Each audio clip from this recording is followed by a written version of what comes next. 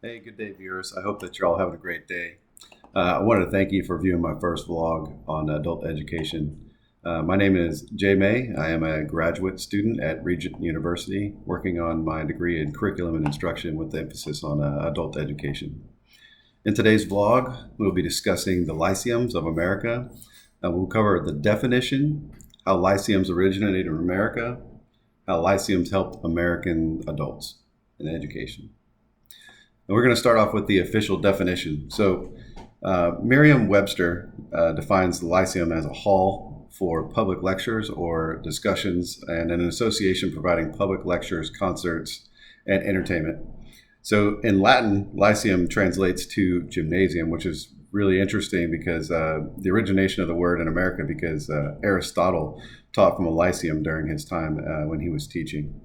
So interesting. So it started out with Aristotle. So you want to try to figure out like how did it originate in America, right?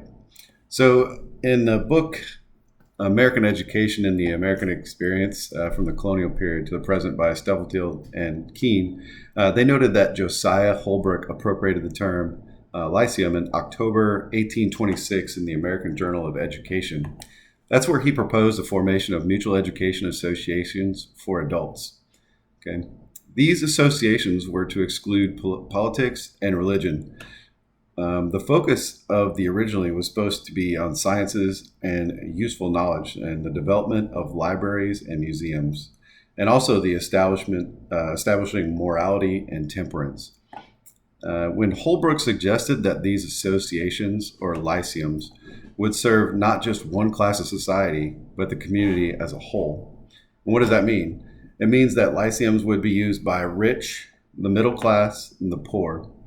The interesting fact of that is the lyceums would also include men, women, immigrants, African Americans, and Native Americans in their associations. So it was a broad spectrum of people who could attend the associations, and membership only included a very small minimal fee.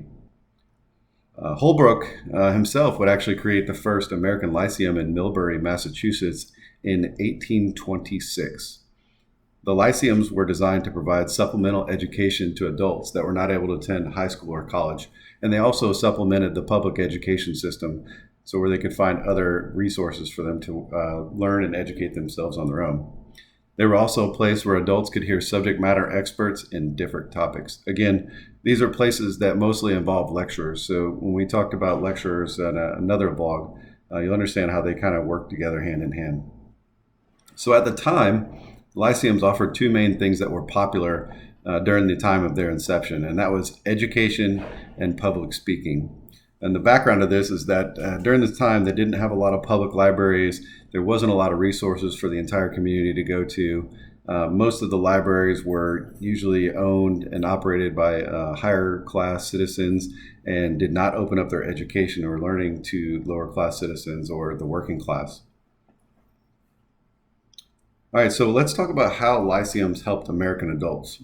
So if you've ever watched a TED Talk, which I'm sure most of you have, then you can understand that the idea behind a lyceum. It's basically an educational lecture that can be entertaining in value and also have a little bit of a demonstration in it.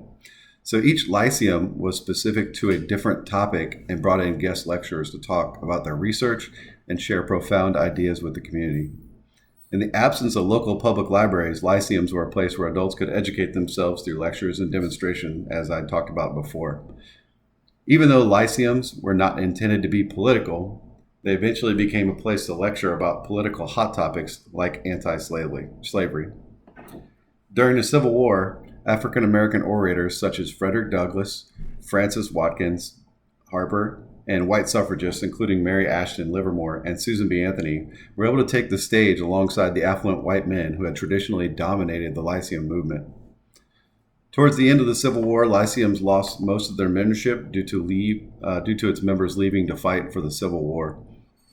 Lyceums would eventually die out due to a lack of participation and upkeep. So what had happened was most of the people went to the Civil War to fight them that were members of the association, and the older people in the community were left to keep them up and run them.